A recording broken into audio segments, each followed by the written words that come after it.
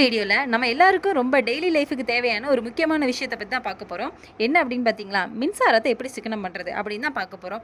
இப்போ 2 மாதத்துக்கு ஒருக்கா நம்ம எலக்ட்ரிசிட்டி பில் வரும்போதே எல்லாருக்கும் ஒரு சின்ன மினி ஹார்ட் அட்டாக் வர மாதிரி இருக்கும். ஏன்னா முன்னாடி இருந்ததுக்கு இப்போ எலக்ட்ரிசிட்டி பில் என்ன ஆகிட்டே இருக்குது, நாளுக்கு நாள் கூட்டிகிட்டே இருக்குது. ஸோ அப்போ அந்த எலக்ட்ரிசிட்டி பில்லை நம்ம டெய்லி எப்படி குறைக்கலாம், அதுக்குண்டான சின்ன சின்ன டிப்ஸ் பற்றி தான் நம்ம பார்க்க போகிறோம்.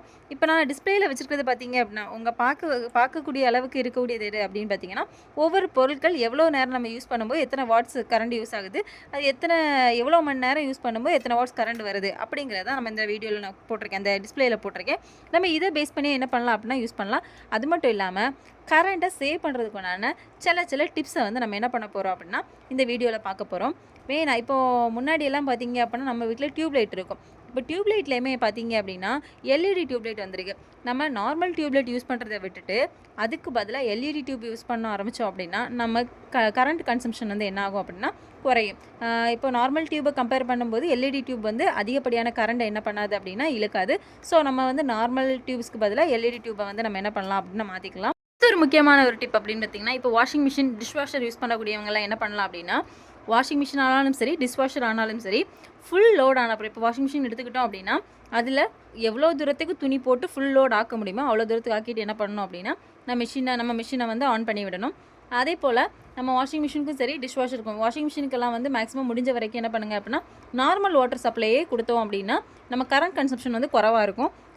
நம்ம இப்போ இருக்கக்கூடிய வாஷிங் மிஷின்லலாம் இந்த ஹாட் வாட்டர் அப்படின்னு சொல்லிட்டு ஒரு ஆப்ஷன் இருக்குது. அந்த ஹாட் வாட்டர் ஆப்ஷன் கொடுக்கும்போது கரண்டோட கன்சம்ஷன் என்ன ஆகும் அப்படின்னா கூடும். முடியாத அளவுக்கு கரண்ட் கன்சம்ஷன் குறைக்கணும் அப்படின்னா ஹாட் வாட்டர் லெவலில் என்ன பண்ணலாம் அப்படின்னா குறைக்கலாம்.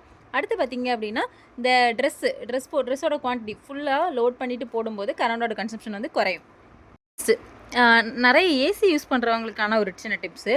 இப்போ நம்ம ஏசி டெய்லி யூஸ் பண்ணக்கூடியவங்க என்ன பண்ணலாம் அப்படின்னா அதில் டெம்பரேச்சரை கரெக்டாக மெயின்டைன் பண்ணலாம். அதாவது 24 26 டிகிரி செல்சியஸ்க்குள்ளே நம்ம ஏசியை வச்சு மெயின்டைன் பண்ணிட்டு இருந்தோம் அப்படின்னா நமக்கு வந்து ஓவராக எலக்ட்ரிசிட்டி பில் வந்து வராது.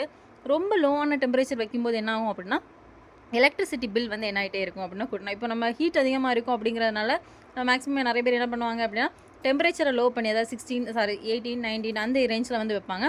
அப்படி வைக்கும்போது கரண்ட் கன்சம்ஷன் என்ன ஆகும் அப்படின்னா கூடும். ஸோ கரண்ட்டை குறைக்கணும் அப்படின்னா 24 26 டிகிரி செல்சியஸ்க்குள்ளே வச்சோம் அப்படின்னா கரண்ட் கன்சம்ஷன் வந்து குறையும். அடுத்து கரெக்டாக ப்ராப்பராக ஏசியை மெயின்டைன் பண்ணணும். அதாவது ஒரு குறிப்பிட்ட லெவல் ஒரு 3 4 மாதத்துக்குள்ளே என்ன பண்ணோம் அப்படின்னா ஒரு எலக்ட்ரீஷியனை கூப்பிட்டு அந்த ஏசியை வந்து கரெக்டாக க்ளீன் பண்ணி ப்ராப்பரான மெயின்டெனன்ஸ் பண்ணோம் அப்படின்னாலும் என்ன ஆகும் அப்படின்னா கரண்ட் வந்து சேவ் ஆகும். இப்போ நம்ம வீட்டை விட்டு வெளியே போகிறோம் அப்படின்னா வீட்டை விட்டு வெளியே போகும்போது முடிஞ்ச வரைக்கும் என்ன பண்ணுங்க அப்படின்னா எல்லா சுவிட்சும் ஆஃபில் இருக்கா அப்படிங்கிறத செக் பண்ணிக்கோங்க. நம்மளுக்கு தெரியாமலே சில நேரம் ஃபேனோ லைட்டோ ஏதோ ஒன்று எரிஞ்சிட்டு இருக்கிற மாதிரி ஆகும். ஸோ அப்போ அதை வந்து நம்ம கண்ட்ரோலில் வைக்கலாம். அதனாலையும் எலக்ட்ரிசிட்டி பில்லை என்ன பண்ணலாம் அப்படின்னா குறைக்கலாம். அடுத்து ஒரு முக்கியமான ஒரு விஷயம் அப்படின்னு சொல்லி பார்த்தீங்க அப்படின்னா, இப்போது ஒரு சில ப்ளக்கெல்லாம் அப்படியே போட்டுட்டு நம்ம அப்படியே வச்சுருவோம். ப்ளக் பாயிண்ட்டை வந்து அப்படியே பின் பண்ணி வச்சுருவோம். அதெல்லாம் என்ன பண்ணிடணும் அப்படின்னா அது யூஸ் இல்லை அப்படின்னா அந்த ப்ளக் பாயிண்ட்டை என்ன பண்ணிடலாம் அப்படின்னா ரிமூவ் பண்ணி வச்சிடலாம். அதுவும் ஒரு வழியில் என்ன பண்ணோம் அப்படின்னா எலக்ட்ரிசிட்டி கன்சம்ஷன் பண்ணும். இப்போல்லாம் ஒவ்வொரு எலக்ட்ரிக்கல் சாதனம் வாங்கும்போதும் அது எவ்வளோ தூரத்துக்கு எவ்வளோ நேரம் ஓடினா அது எவ்வளோ வாட்ஸ் கரண்ட் எடுக்குது அப்படிங்கிறத தெரிஞ்சுக்கிட்டு நம்ம என்ன பண்ணலாம் அப்படின்னா அந்த எலக்ட்ரிசிட்டி இந்த பொருளை வந்து நம்ம வாங்கலாம். அது ஒரு பெஸ்ட் மெத்தட். இந்த வீடியோ உங்களுக்கு கண்டிப்பாக பிடிச்சிருக்கும் அப்படின்னு நினைக்கிறேன். இந்த வீடியோ உங்களுக்கு பிடிச்சிருந்தா லைக் பண்ணுங்கள், ஷேர் பண்ணுங்கள், கமெண்ட் பண்ணுங்கள், மறக்காமல் சப்ஸ்கிரைப் பண்ணுங்கள். தேங்க்யூ ஃபார் வாட்சிங்.